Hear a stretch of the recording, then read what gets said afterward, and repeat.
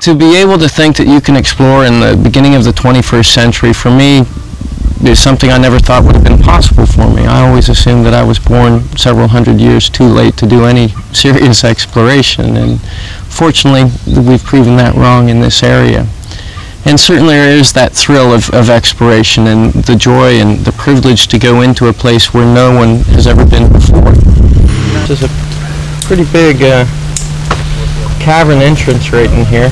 Looks really, goes back maybe 80, 100 feet back behind here.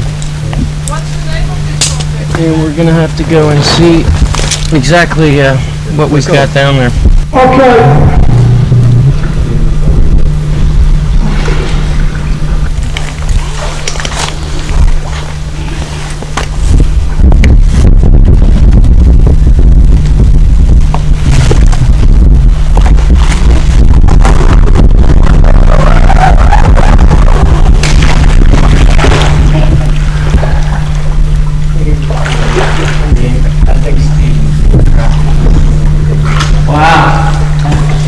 This is a huge, big...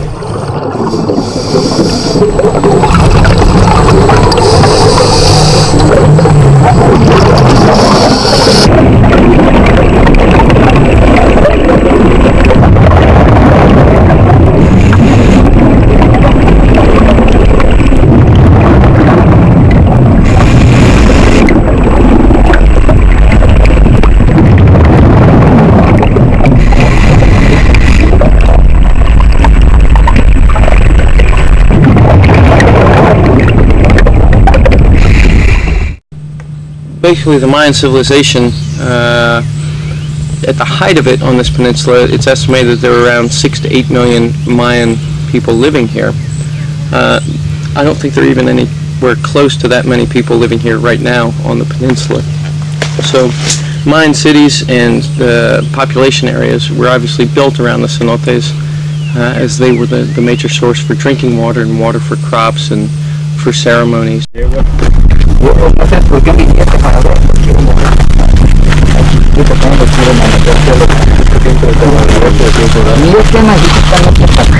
The thrill of adventure, the thrill to go and explore somewhere where no one else has been before. The fact that many of the places we dive, we may be the only people who have ever seen them, or there'll be very, very few people who ever do see them. In fact, some of the places we've been, there've been more people on the surface of the moon than some of the cave systems we've dived in. I can do the insane. Ooh. Oh, he's gonna die now.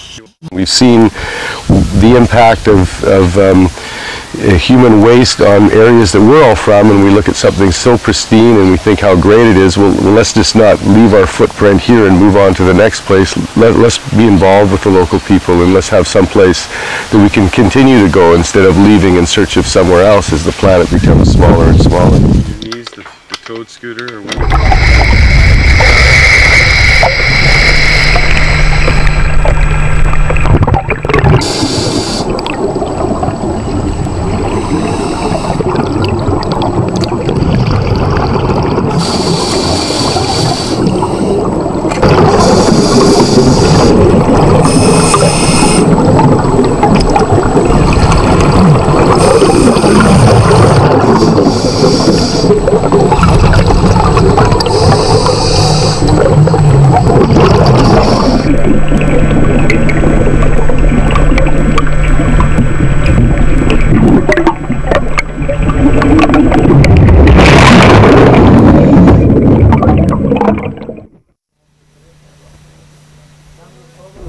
Organic debris as it gets in there, and it just rots. But how could they say that it was clear or used?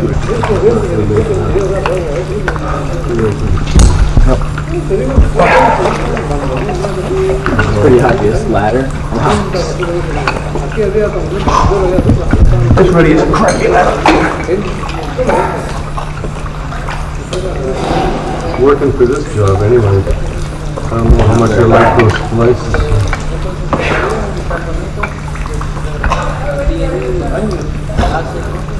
Pretty fucking ugly, eh? Pretty horrible. Good job, Steve. Thank you, guys. Bravo! Bravo. All right, what's up? That was that's the first one. There's really very few places left on this planet where true exploration can happen, and most of those places are underwater. And you look at someone like Bob Ballard and the research that he's done out in the oceans of the world, finding shipwrecks, and in the Black Sea they're doing a survey of that area before the last ice age.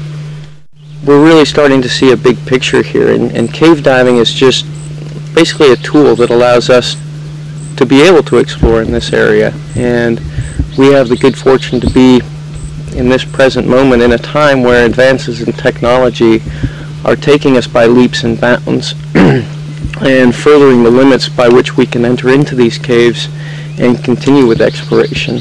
We've only just recently started to use rebreathers, which is technology that's actually existed since before the invention of scuba by Cousteau and Gagnon. But the rebreathers, for logistical purposes and for safety purposes as well, give us great advantages.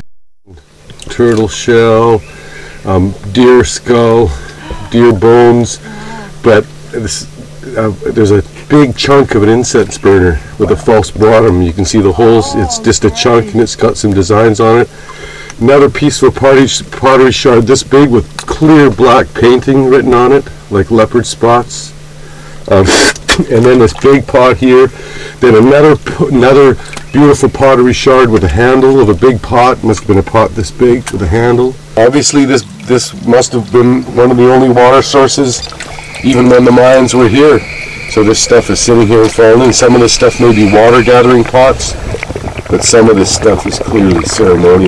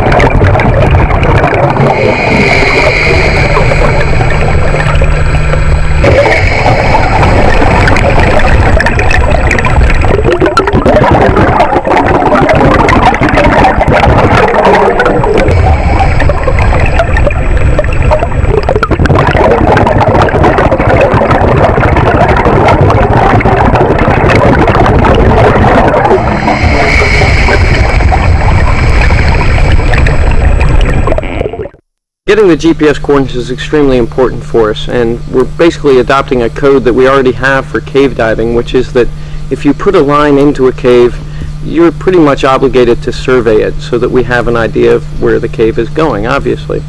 And the idea is that if you don't survey it, you haven't been there. And so we're adopting that jungle here and using the GPS to get specific locations of exactly where these cenotes are located, and then we can put all that information onto the topographical maps that we have and just see how exactly the cenotes fall in place in relation to one another, and also in relation to dumps, population centers, and waste treatment plants as well.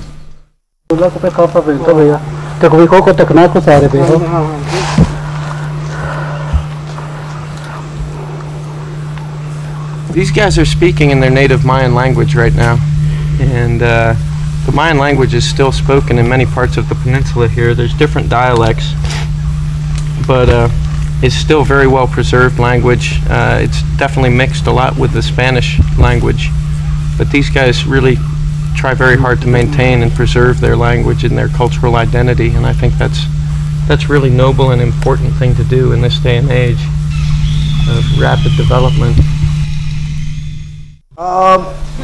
Just about the best feeling in the world. Being out here with a great group of people, doing some real fun, cool things, going to these beautiful places, just chilling out here in the sun. Life's good. What we've come to realize here is we've kind of grown from just the thrill of the exploration to a responsibility that we have, and it's a responsibility to understand this area's aquifer. It's an immense area. It's under increased pressure of development, and the information that we're starting to take out of these systems in the cenotes is very valuable information for future generations here in terms of the management of the freshwater resource. So for me, maybe it's moved on from just the pure exhilaration of exploration on to more of what I said, a responsibility and the understanding of the big picture of this area. The cenotes and the underground rivers are the thread that holds this area together, the fabric of the quilt here, per se. And you've got the ancient Mayan culture, which that's another thing on this project that has just absolutely astounded me, is the abundance of archaeological remnants that we found of the ancient Mayan civilization in this particular area, something we really had not anticipated at all.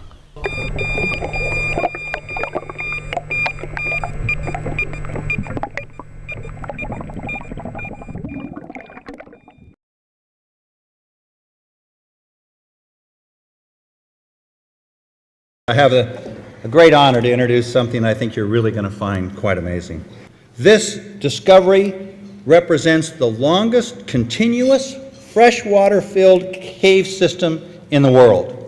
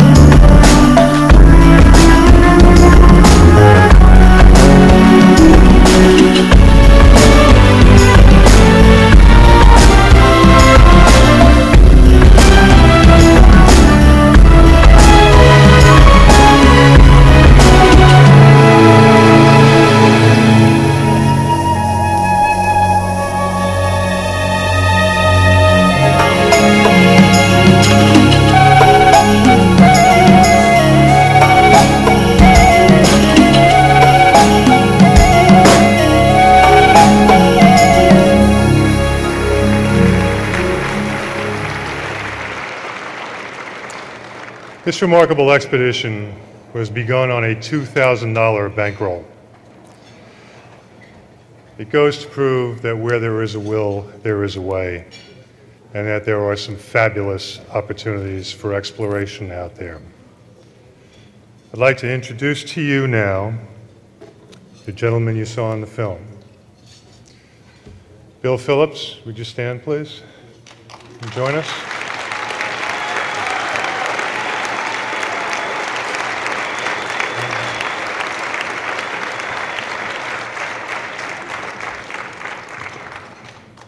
Steve Bogarts.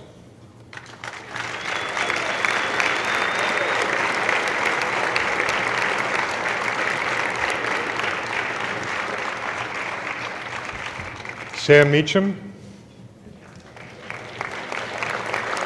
Sam? Where'd Sam go?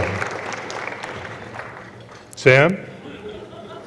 Sam Meacham, where are you?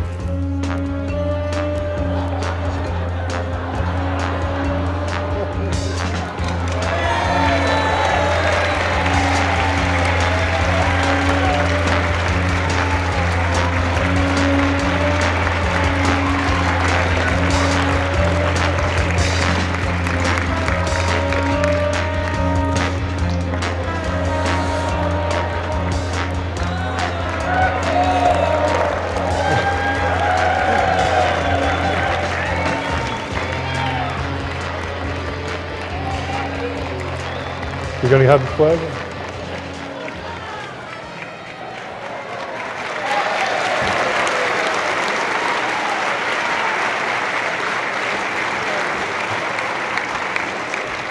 Let's give these gentlemen a Explorers Club round of applause as they return the flag.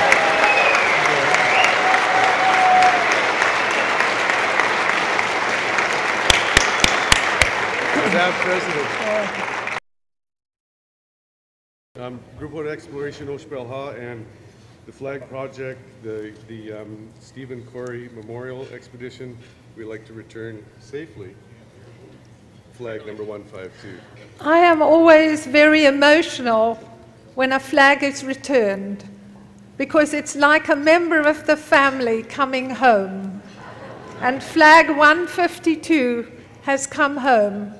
Flag 152 is an impressive flag. It is more than 50 years old and has been on 19 expeditions, including Oxpelar expedition in Mexico. Thank you, Bill, for your flag.